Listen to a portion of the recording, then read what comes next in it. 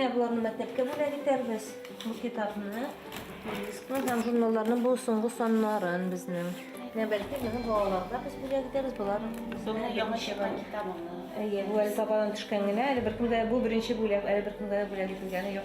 Если гора не идет к Магомету, всероссийский фольклорный фестиваль, пожалуй, впервые в этом году прошел без солисток ансамбля САС из села Средние Тарманы. Они из года в год поражали членов жюри уникальностью каждой постановки. За это время они успели показать обработку лыка, сбор ягод и ловлю рыбы. Чтобы узнать, где живут бабушки-затейницы, а также изучить фольклор и быт сибирских татар, так сказать, изнутри, журналисты казанского альманаха Тугара Куин приехали к нам и почти на неделю успели встретиться и с ребятами. Bizning yaşayışımızın negizi folklor. Çünkü yazma edebiyatda bugungi istrada deb aytamiz ekan, mana bugungi istrada ular bütün narsa baribirda nishikgina bo'lmasin folklorga negizlanganlar.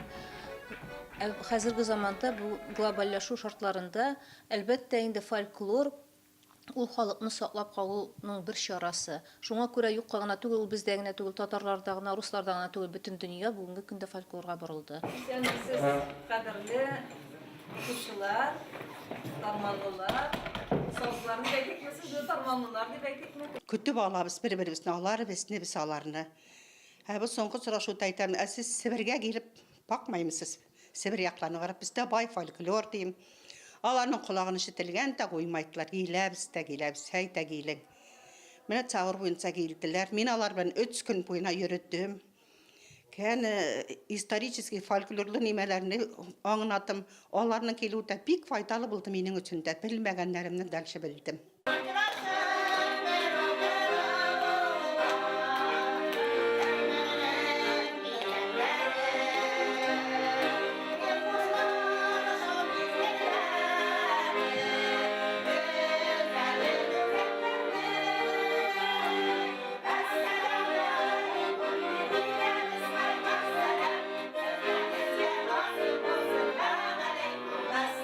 Шушы Сибирдән килгән коллективлар, алар аерым булып торалар, аерылып торалар. Аларның үзләренең шушы биюләре, төйле биюләр, һәм аларның этнографик планда алсаң да, аларның фольклор этнографик күренешләре, без күрмәгән анда күпме без халыкның юла фольклорына нигезләнгән күренешләр күрәбез, исебез акылыбыз китә. Алар үзләре дә әйтәләр. Менә фестиваль бездән башка, әгәр дә без булмасак, sizin бу фестивалегыз күпкә ярлы булыр иде дип әйтәләр. Бу фикер белән килешмичә булмый, дөрестән дә шулай.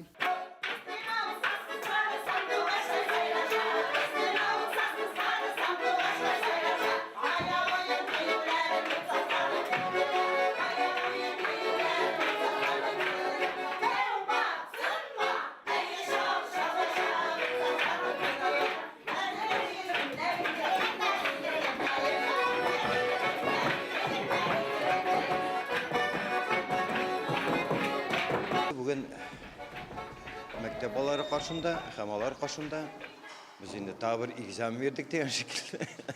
Табыр экзамен бирдек, бәйнә сөйләп бирдек. Инде Катя апа ничек элекеге әби балаларыбызның шул кыз алга килергәнгә килен төшкәнне әйтеп сөйләп күрсәтте инде.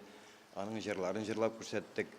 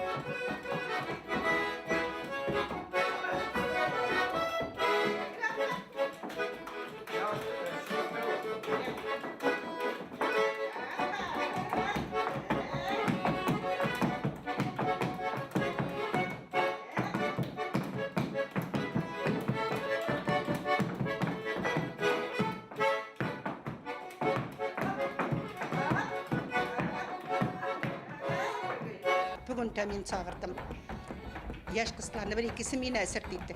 Кызлар, айтаң, сібірцә түйдіріп бір ансамбль ясаяқ сіздің білән. Пока мамағыз қәлі сақтатыйым. Bir ikisi sağlaşat zeytti. Мен ойлайым, ол бір екі келгәс қалғанлар да келіп кетер қысығып. Міне әрбір түйдірулерін алар үйрене башласа. Бұл түші поколения ғой. Тақта.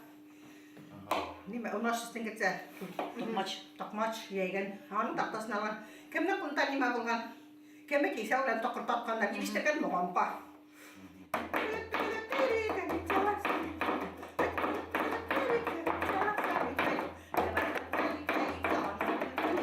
Сибир татарларының музыкасы ул бик үзенчәлекле, анда шул кадәр әле яңа интонациялар бар. Безнең өчен диюем, Казан татарлары һәм композиторлар өчен. Менә мин композиторлар белән аралашканда, радиода эшләгәндә без күп кенә тапшырулар эшлибез композиторлар белән һәм җырчыларга да мин әйтәм. Беләсезме, менә сез кабатланасыз дим, гел бер төрлерәк җырлар, эстрада җырлары.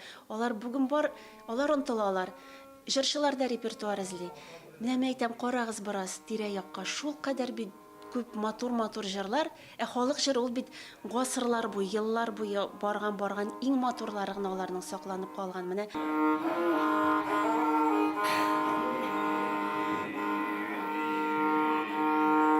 Сибир халкында туры гарбо пени булган.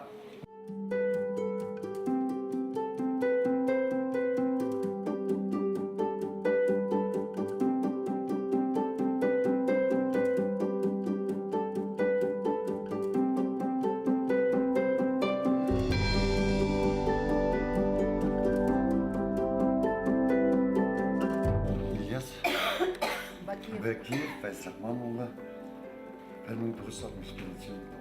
Һәм монда без бик кызыклы музыка уен коралларын күрдек. Бүген бергәләп карадык бит инде. Безнең яктан килгән кеше инде ул, аларның музыкантлары Әбүзәр һәм шуны әйтәсем килә. Ул менә бу җир өчен, бу авыл өчен ул шундый зур байлык Әбүзәрнең монда булуы. Үзенең янында йөргән кешеләрне, шәхесләрне без күп вакыт билгеләп, бәяләп бетерә алмыйбыз. Менә аны да миңа калса монда әле аңлап та бәяләп тә битермиләр. Чөнки менә мин уйлыйм, менә монда мәктәп директорларында булсам, татар теле укытучыларында булсам, мин аларга ике куллап ябышып, аны җибәрмәс идем. Аңа мин аны эшләтер идем. Чөнки аңарда шундый күп материал. Ул бик зур музыкант.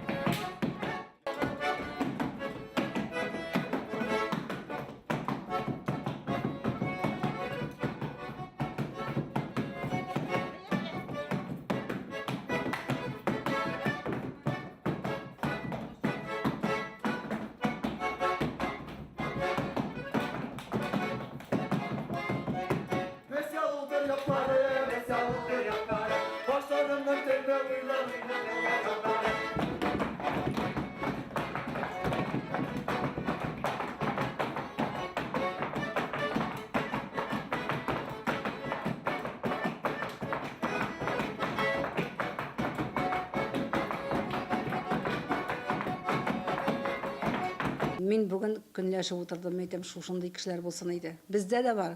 Ләкин мин менә мондый ук тирәнлекне, мондый бүтән җаны тәне белән бирелеп, кызыксынып, бу ниндидер бер кутышкыч шундый халат. Аерым бер халат бу. Ул борынгылык килеп чагылып тора менә. Әбүзәрнең бүтән чыгышларыннан мин бүген исем акылым китеп тыңладым.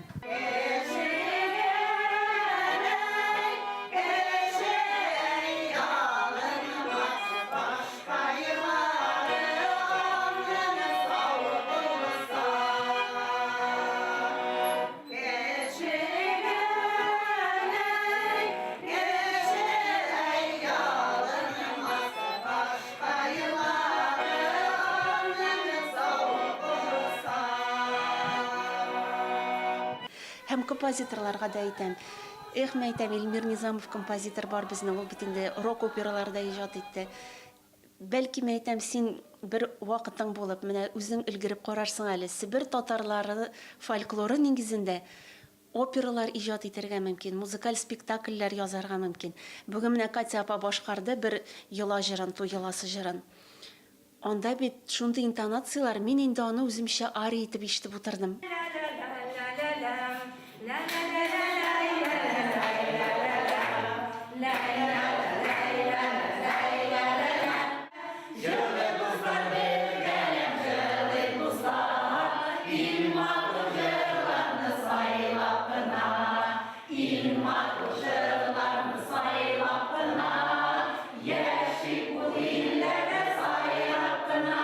Когда творческие люди встречаются, а ты на них смотришь со стороны, невольно посещают мысли о своей несостоятельности. Какую бы песню ни начинали татарстанские гости, ее тут же подхватывали тюменцы. И наоборот, казалось бы, обычное чаепитие с гостинцами из Казани превратилось в литературно-музыкальную гостиную.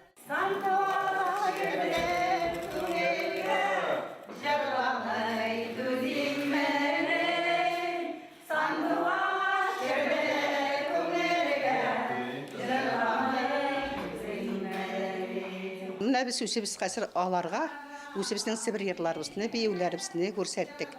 Яңгырасын дөньяга йоклап калмасын, югалмасын Сибирнең. Безнең Сибир халыгы бик көчле, биюләре, йырлары белән пай булган әвәлдә. Йомылып калмасын, менә бу авыл мәктәпләрдә урысча сөйләшәтләр. Десятки видов дробошек, давно забытые музыкальные инструменты, традиции, непривычная для татар Поволжья лексика. Обо всем этом после визита наших казанских коллег станет известно на весь мир.